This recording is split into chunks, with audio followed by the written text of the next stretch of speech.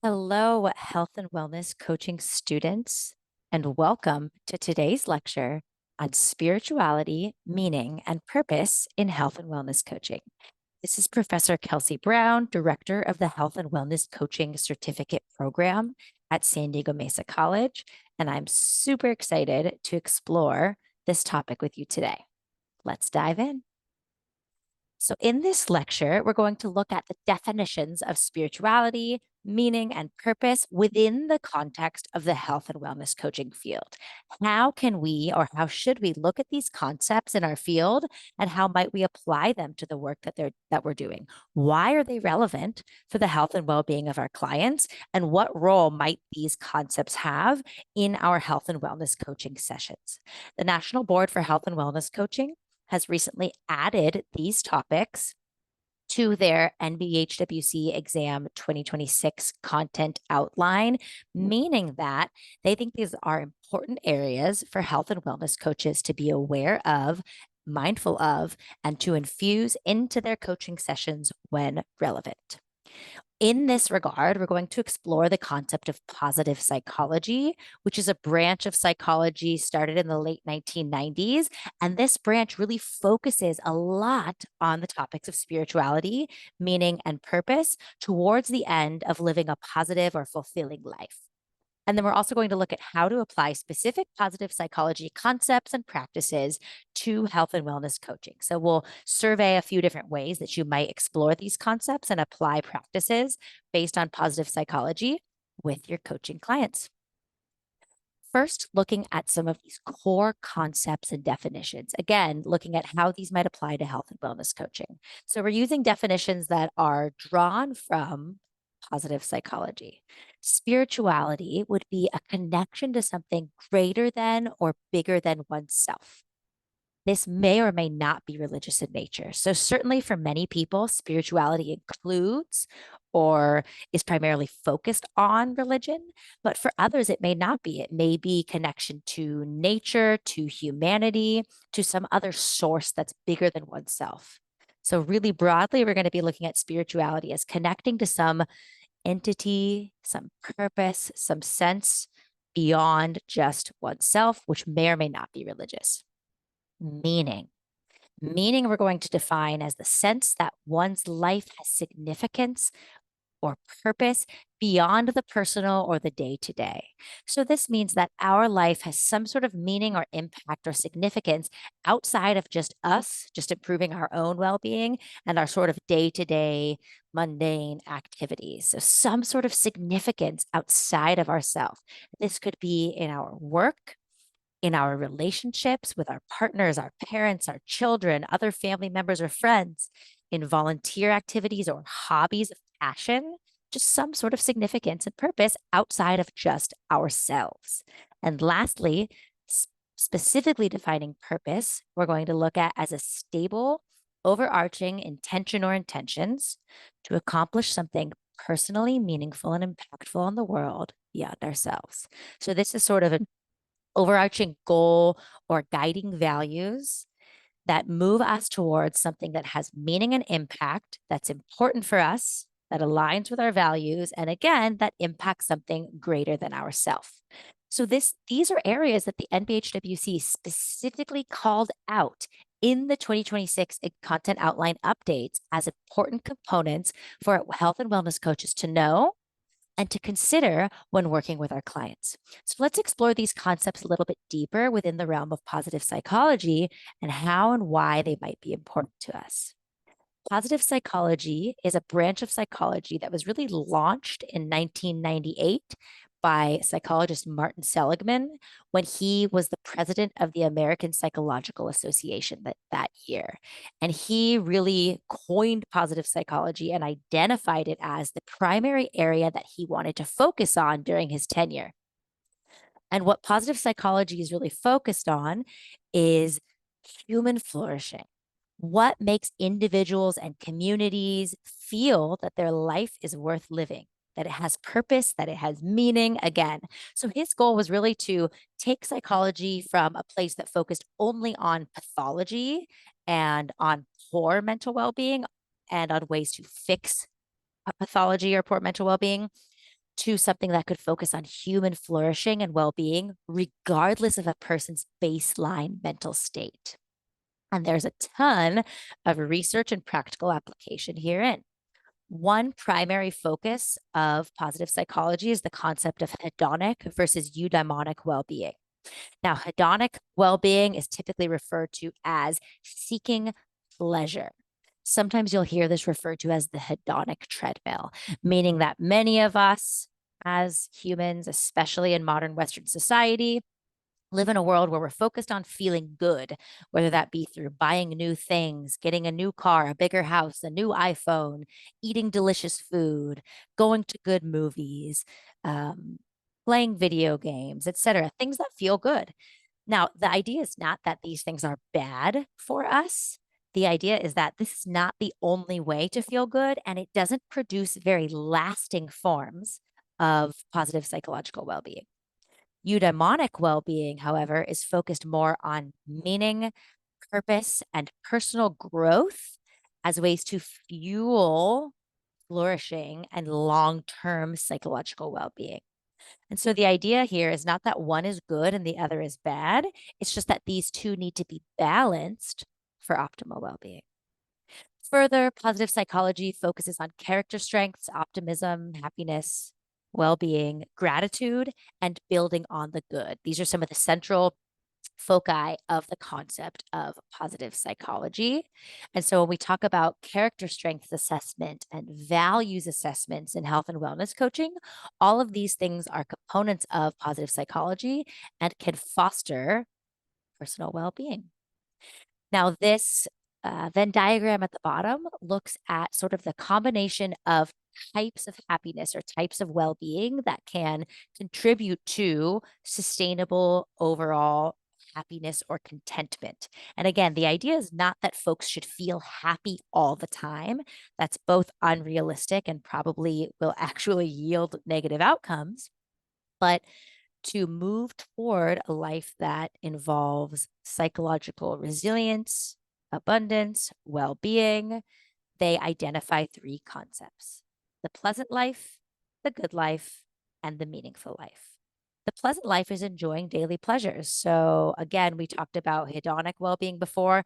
This is going to movies you enjoy, eating food that tastes good, doing activities that you enjoy.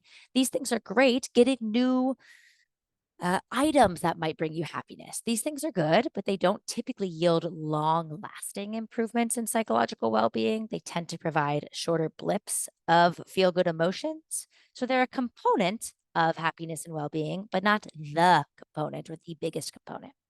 The good life is the idea of using your personal skills for enrichment or being able to align your personal skills with your activities, with your work, with your hobbies, with your relationships in a sense that may create a feeling of flow or absorption in what you're doing.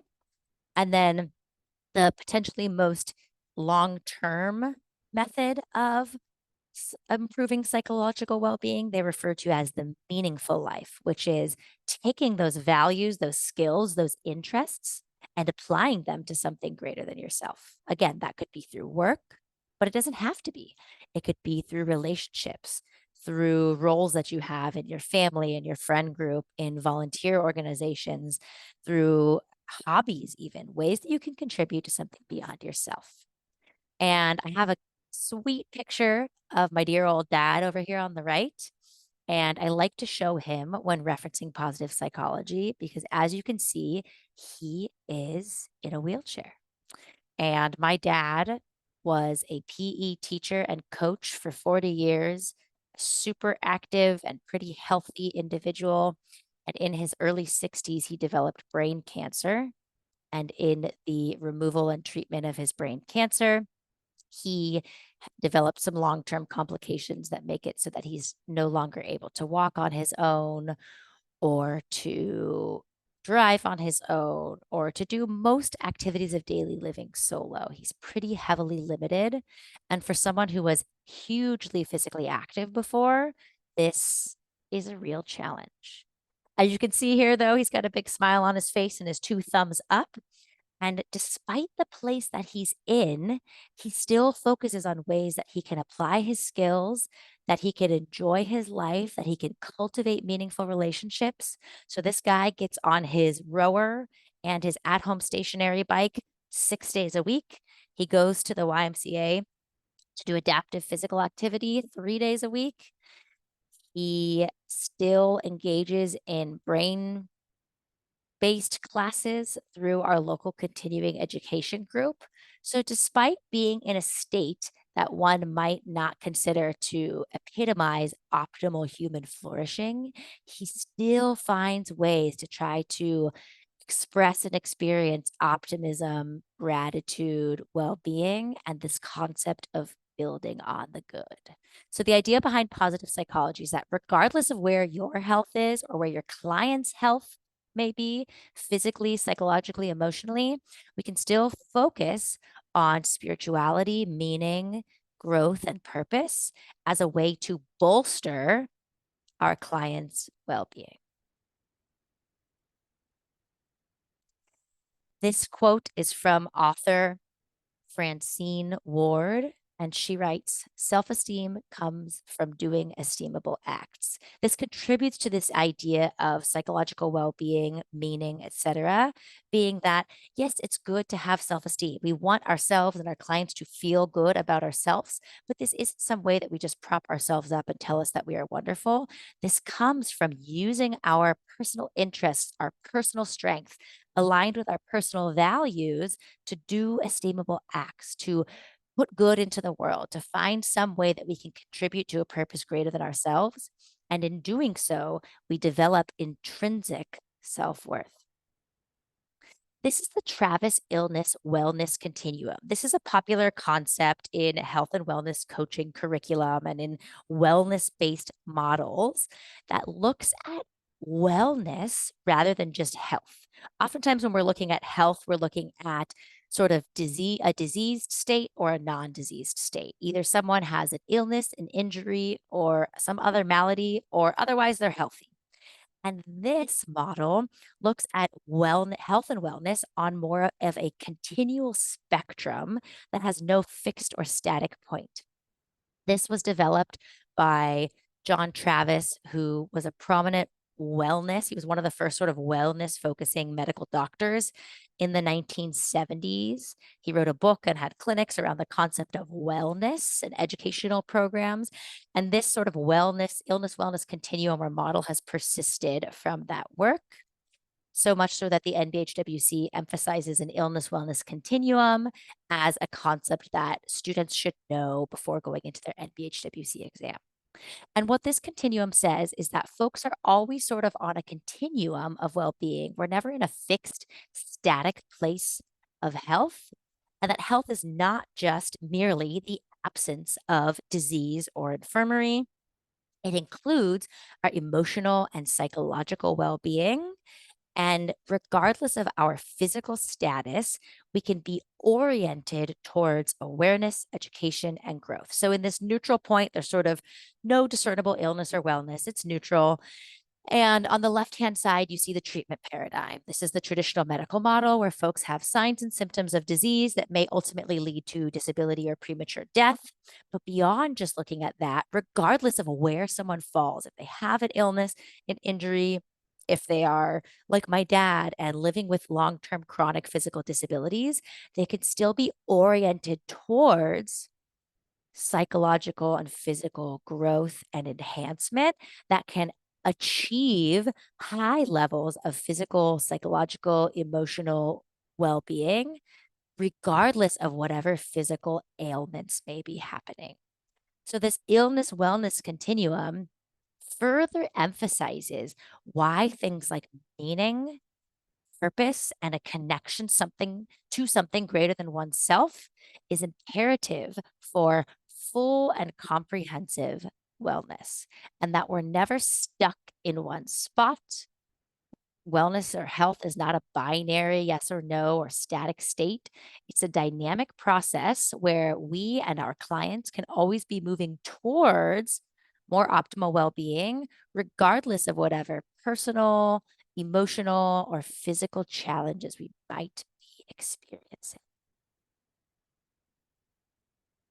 Let's look a little more deeply at some positive psychology components.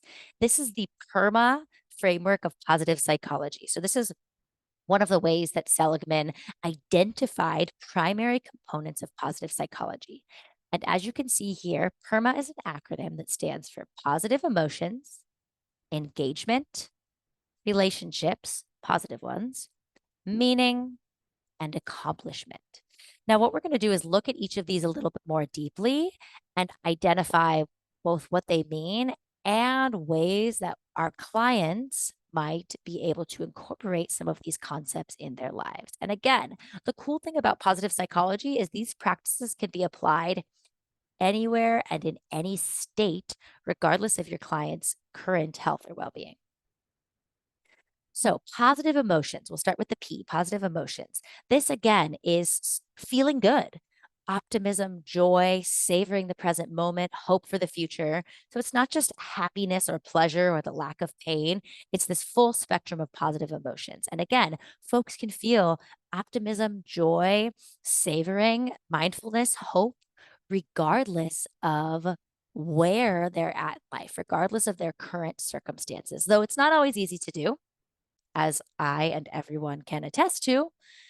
So, specific strategies that folks can implement would be things like practicing gratitude. So, something like at the end of the day, talking about what was the thing you were most grateful for today with at a family dinner or a friend dinner, or starting a client session with what's something you're grateful for right now?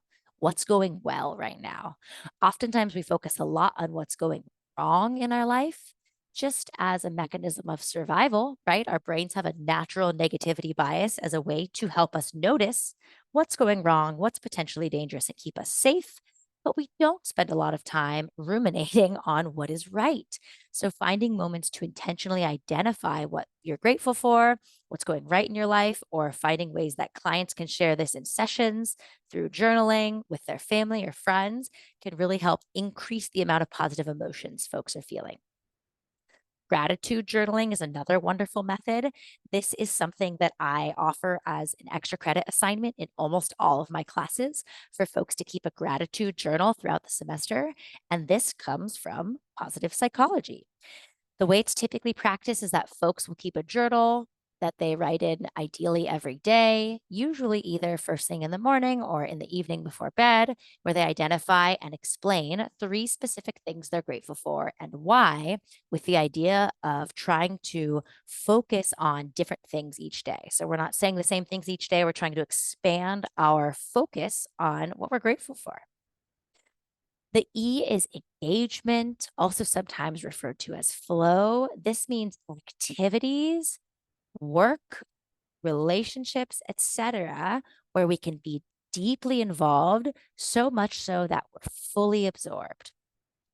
Some folks explain this as sort of like a sense of time stopping or as a loss of self consciousness. You're fully immersed in what you're doing and you're not thinking about yourself doing it. You're not thinking about how you look or how it feels or how well you're doing at it. Often, this concept of flow, being fully immersed in the present moment, is described in sports. So, when someone's really good at tennis or swimming or running or whatever the activity may be, they can get to this place of flow where they're totally absorbed and engrossed in this activity. Folks can also find it in hobbies, physical activity, games. You're really lucky if you find it in your work, creative pursuits, painting, drawing, ceramics, you name it. And this happens most easily when an individual matches their skills to the challenge. So something is a little bit of a challenge, but we are able to cultivate skills that rise to meet the challenge. Some folks find this in cooking, in being with family, you name it. There's no right or wrong way to do it. The idea is just that individuals are deeply engaged in what they're doing, so much so that they're fully present and mindful of it. So you can explore this with your client. What activities do you feel flow? You could give them examples of where they might find it, help them identify what it feels like, and then let them point out ways that they feel it in their life or explore different activities where they might find it. Relationships Specifically, positive relationships. This is identified as having supportive and positive connections with others that include a sense of belonging, love, and reciprocal kindness. So these can be with partners, with parents, with friends, with kids, with other family members, with coworkers, with your community at large. And examples are simply cultivating strong social bonds. And I say simply in that it's straightforward, though I know it is not always or even often easy to do. And ways that folks can intentionally cultivate more of this would be performing intentional acts of kindness, offering empathy, cooperation, and forgiveness. So strong social support and healthy relationships are essential tenet of positive psychology and strong psychological well-being. Meaning and purpose, we identified already. Finding a sense of purpose in your life, belonging to or serving something bigger than oneself. And again, this can look so many different ways. It does not have to be through work. Often, when I talk about this in classes, students may feel or identify feeling this pressure to like find a job where they have so much purpose and they can contribute to, and it has deep meaning. And this is just not going to be the reality for all of us. And that's both normal and totally okay. Sometimes we just have to put food on the table. So, meaning and purpose can come from work, but it can also come from our family and friend relationships, from religion, from our community, from volunteering, social causes, being in or supporting nature, gardening, beach cleanups, etc. There's so many different ways to find meaning and purpose. What's important is that you find your own values, your own skills, and where you can apply them in your own life, and then encourage and support your clients in doing the same. This doesn't have to look any one specific way for it to be meaningful and useful. And lastly, we have accomplishments. This is identified as striving for and achieving goals, a sense of competence in your life and your skills, mastery, pride, and self esteem. And again, we recall that self esteem comes from doing esteemable acts. So, this looks like setting and achieving both personal and professional goals, whether it's to reach a certain place at work, a certain milestone in your life, create something that's meaningful for you, a book, a piece of artwork, a piece of music, going somewhere that's important to you, achieving some sort of physical outcome, etc. A focus on continuous self improvement. And we'll look at that more in just a minute. And having a growth mindset, which means that when you experience setbacks or you run up against something you don't know or don't know how to do, you identify or view that as something you don't know yet, not something that you don't know and you won't know. That's a fixed mindset, a growth mindset, viewing things that you can't yet do as challenges to overcome rather than as obstacles that knock you off track are part of this positive psychology framework. So, as you can see here, this PERMA model gives us these strong five core elements of well being. These enhance both psychological well being, reduce psychological distress, and improve physical health. As you will see or have seen in the mind body lecture, what improves our psychological well being improves our physical well being, and vice versa. This is a quote from Martin Seligman that I love. And it is well being cannot exist just in your own head. Well being is a combination of feeling good as well as actually having meaning, good relationships, and accomplishment. So, again, this emphasizes that PERMA model. We don't exist in a vacuum. We can't just do a bunch of exercise and eat super well and get 7 to 9 hours of sleep per night and be optimally well without meaning, purpose, accomplishment, esteem, and good relationships. Now, let's look specifically at spirituality and then meaning. We're identifying here spirituality, meaning, and purpose. So, how does the spiritual piece play in? When we're looking at spirituality, the Consensus Conference on Spiritual Care and Healthcare defines spirituality as the way individuals seek ultimate meaning, purpose, connection, value, or transcendence. So this adds on to our earlier definition of connecting to something bigger than oneself.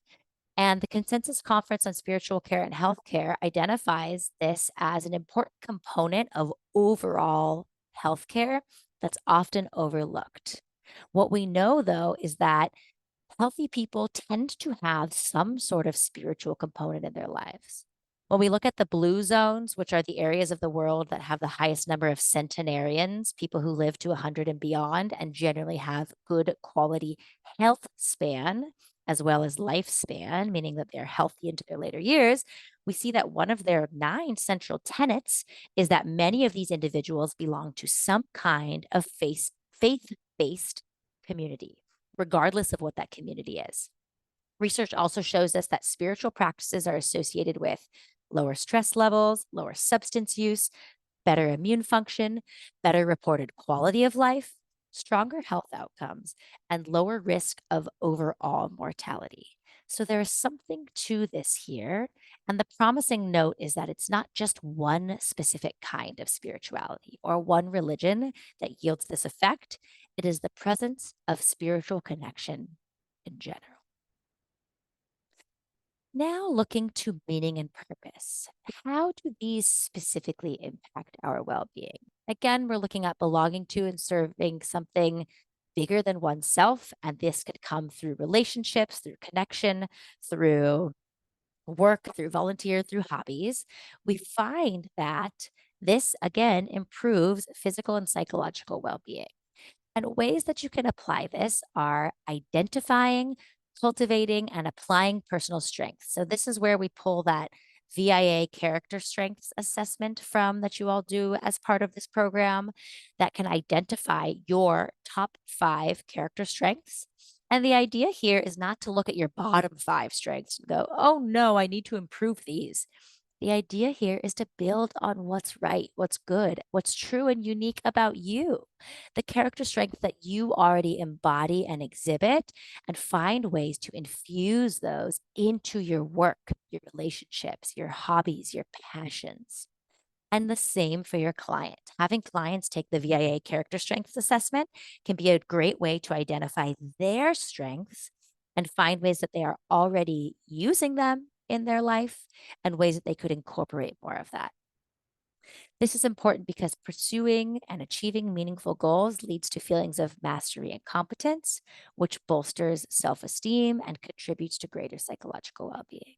And again, when we're looking at meaning and purpose and ways to apply ourselves to something bigger than ourselves, we're not looking at fixing what's wrong. We're not looking at, oh no, I'm low in the area of appreciation of beauty and nature, which is one of the VIA character strengths. Well, I must get out into nature and appreciate it more. No, it's to say, oh, look, kindness and forgiveness are 2 of my top character strengths. Where do I already apply those in my life?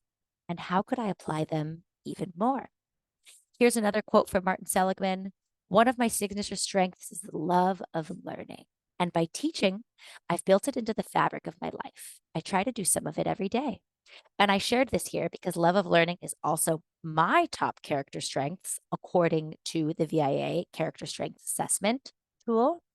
And I feel so incredibly lucky and fortunate to be able to apply it to my work every single day.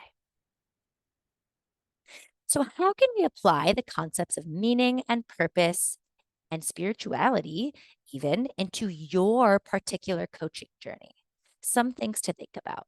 What's your why? This is a common thing that we explore with clients when they're setting goals. Like, what's the personal or the meaningful significance of this to you? Same is true for your coaching. What deeper purpose drives your coaching? Many of our students come to coaching because there's some specific reason that it resonates with them. Maybe they went through their own personal health journey and they've achieved such greater physical and psychological well being that they want to offer that to other people or help other people cultivate that in their own life. One of our graduates had her own personal breast cancer recovery journey. And in the process of breast cancer treatment and recovery, she found that there were huge gaps in emotional, psychological, and spiritual care, and that a health coaching approach made a big difference in her own personal recovery. So, her primary aim in getting certified as a health coach was to create health coaching programs and services for others going through breast cancer. I find that almost every single one of our students and most of the coaches I know have some deeper meaning and purpose here.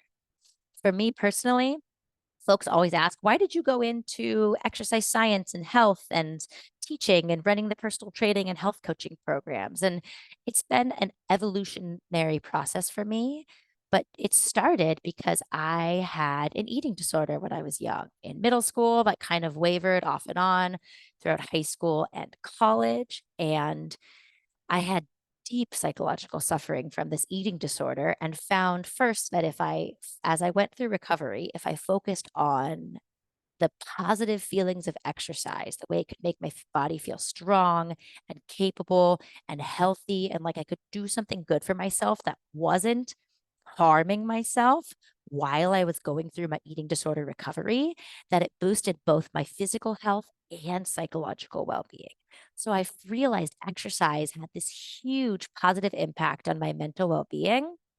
And I wanted to share that with others. I wanted to help other people going through difficult experiences with food and their body to improve their relationship with themselves and to incorporate physical activity as a way to improve their physical and psychological well being. And that's governed the continuing education and work that I've done. That's why I got my master's in health behavior and health education. It's why I've done additional trainings in intuitive eating, in chronic pain management, all of these things that are personally meaningful for me in ways that I personally want to help clients and students that I've served. And with that, then I find deep passion, joy, and fulfillment in the work that I do. So if you haven't explored this for yourself yet, I invite you to pause this lecture or to take some time after the lecture, journaling, writing, or even just thinking about what deeper purpose drives your coaching. What impact do you want to have on whom and why? What have you gone through that could help others? And how does the work that you're doing or that you want to do help others live healthier or happier lives? You can also infuse this concept of a growth mindset into your practice. As you finish this program, the goal of NBHWC approved health and wellness coach training programs is to create entry level health and wellness coaches. And that is what the NBHWC exam reflects. So, what can you do from that point to continue growing, enhancing, and cultivating your skills? Things like ongoing reflective practices, just thinking about your sessions afterwards, what went well, what didn't go well, coaching, reflection, and mentorship that can be formal or informal, seeking out mentors that can offer their best tips, guidance, etc. on coaching, on building a coaching business or finding employment, folks that may be willing to, with permission from clients, listen to your coaching sessions and provide specific mentorship as you get in the practical skills assessments of the program, or even listening to back to your own sessions yourself and reflecting on your strengths and areas for growth.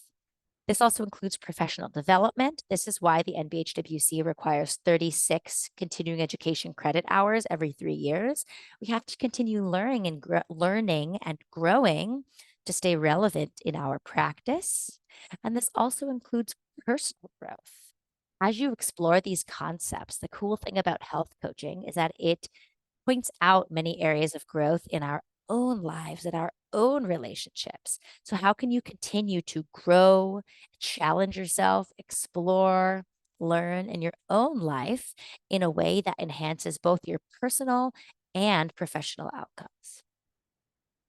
And then let's look at how you can apply some of these concepts with your clients. We've already identified the concepts of PERMA and the specific practices you might integrate into coaching sessions or action plans that your clients might set. But again, we can always focus on exploring our clients' why, visioning. What would your life look like if you achieved this goal? Helping a client do a visioning exercise to see where it is they want to go. aligning their practices with their values. How does this goal reflect your deeper values of X, Y, and Z? If values are something you've explored with your client before, and connecting to something bigger. Questions like, what feels meaningful in your life right now? Or where do you want to find meaning in your life right now? How do you feel, or where do you feel connected to something bigger in your life right now? Are all various ways you can explore the concepts of meaning, purpose, and spirituality with your clients. In summary, there's more to well-being than crunches and kale. This is a little thing that I say in many of my lectures, especially professional development lectures to other educators. Oftentimes, when folks think about health folks, exercise science folks, health coaches, they think we are here to tell you how to eat healthy and exercise. That is not just it. In fact, you may not talk about that at all in your health coaching sessions. The idea is that our psychological well being, our meaning, our connection, our purpose impact our well being just as much as those health behaviors. And these areas can create an integral center from which our other health behaviors can connect and flow. And to finish, a final quote by Dr. Seligman: the belief that we can rely on shortcuts to happiness, joy, rapture, comfort, and ecstasy, rather than be entitled to these feelings by the exercise of personal strengths and virtues, leads to legions of people who, in the middle of great wealth, are starving spiritually.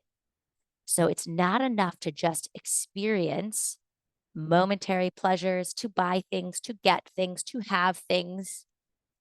Those can contribute to well being, but it isn't enough.